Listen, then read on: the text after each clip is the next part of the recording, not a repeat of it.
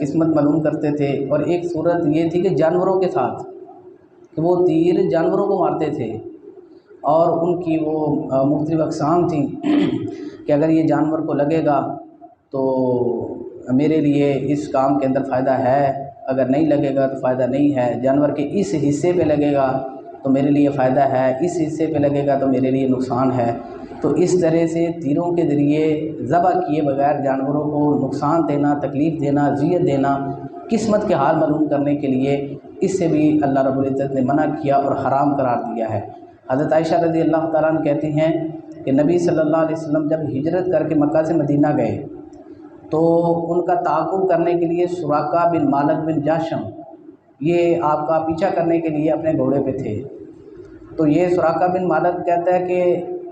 میں جب نبی صلی اللہ علیہ وسلم کے اوپر وار کرنے والا تھا، آپ کے قریب ہوا، تو میرا جو گھوڑا تھا وہ ٹھوکر لگنے سے گر گیا۔ تو مجھے یہ کھٹکی کہ شاید میرے لیے اس کے اندر نقصان ہے، بہتری نہیں ہے، تو میں نے یہ تیر اپنے ساتھ رکھتے تھے،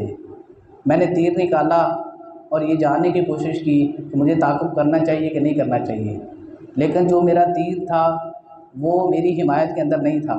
لیکن میں پھر بھی یہ کریڈٹ لینا چاہتا تھا، میں نے اس فال کے اوپر یقین نہیں کیا، پھر بھی نبی صلی اللہ علیہ وسلم کا تعاقب کیا۔ اور خیر وہ ایک لمبی حدیث ہے کہ اس کا جو گھوڑا تھا وہ بار بار زمین کے اندر دنس جاتا تھا، جب بھی وہ نبی صلی اللہ علیہ وسلم کے پاس ہوتا تھا اس کا گھوڑا دنس جاتا تھا۔ تو تیروں کے ذریعے قسمت کا حال معلوم کرنا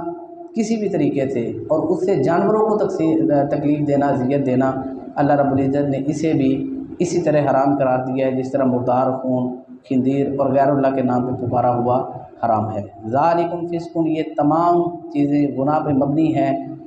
الیوم یئس الذین کفروا من دینکم، آج کے دن کافر تمہارے دین سے مایوس ہو چکے ہیں، فلا تخشوہم واخشونی، بس تم ان سے نہ ڈرو، مجھ ہی سے ڈرو۔ آج کے دن تمہارے اوپر دین مکمل کر دیا ہے، میں نے اپنی نعمت کو پورا کر دیا ہے، تمہارے لیے اسلام کو بطور دین پسند کر لیا ہے۔ فمن اضطر فی مخمصۃ غیر متجانف لإثم، اس شخص کے لیے یہ جتنی حرام چیزیں ہیں جو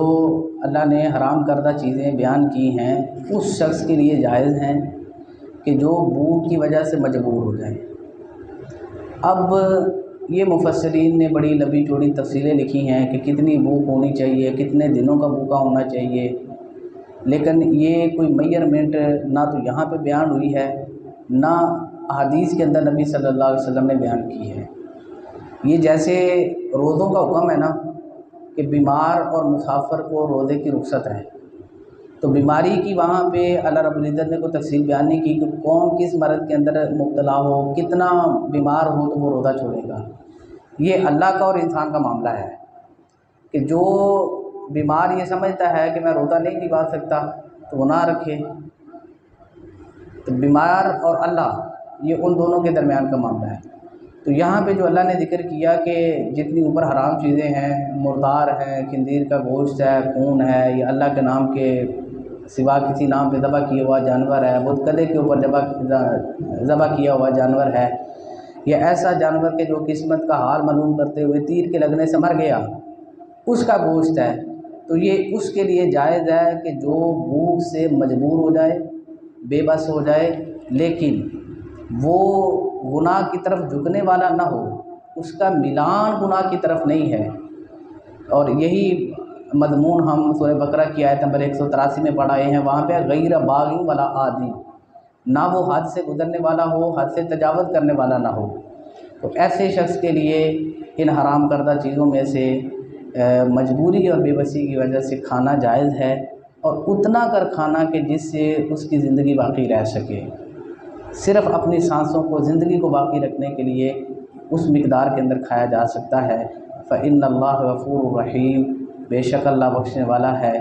اور رحم فرمانے والا ہے۔ اس سے ایک بات اور معلوم ہوتی ہے کہ اللہ کے نزدیک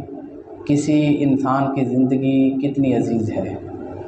یہ اس کی قدرت نہیں ہے، اس کی آپ جتنی قوموں کا حال گزرا ہے کہ جنہوں نے اپنے نبیوں کی نافرمانیاں کی، اللہ نے ان کے اوپر مختلف قسم کے عذاب مسلط کیے۔ کوئی قوم ایسی نہیں ہے کہ جس کو اللہ نے بھوک سے مارا ہو۔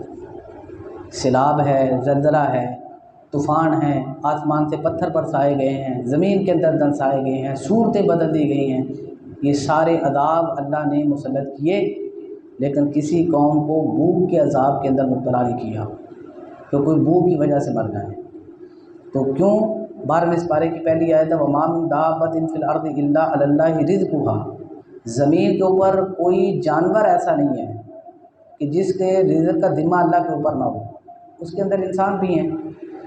तो ये अल्लाह ने ज़मीन के अंदर इतने वसाइल पैदा किए हैं कि अगर उनकी मुनसफ़ाना तकसीम की जाए तो कोई जानवर भी भूखा नहीं रहेगा और कोई इंसान भी भूखा नहीं रहेगा। तो ये इंसान की टेढ़ी तकसीम है, कजरवी की तकसीम है, जिसकी वजह से कोई भूख की वजह से मजबूर होता है ख़ुदकुशी करने के ऊपर, और हालात ऐसे हैं कि लोग ख़ुदकुशी कर रहे हैं रोज़ाना की बुनियाद के ऊपर। अल्लाह को इंसान की ज़िंदगी इतनी अजीज़ है कि ये हराम चीज़ें भी उसने खाने की इजाज़त दे दी कि अगर कोई बेबस और मजबूर है भूख की वजह से और उसके मरने का अंदेशा है तो वो इन हराम चीज़ों में से नहीं खा सकता है। तो फिर ये अल्लाह ही हाफ़िज़ है इस मुल्क का और इस मुल्क के जो करते धरते हैं। अल्लाह रब्बुल इज़्ज़त हमारे हाल के ऊपर रहम फरमाए। सुब्हानकल्लाहुम्मा व बिहम्दिका अशहदु अल्ला इलाहा इल्ला अंता अस्तगफिरुका व अतूबु इलैक।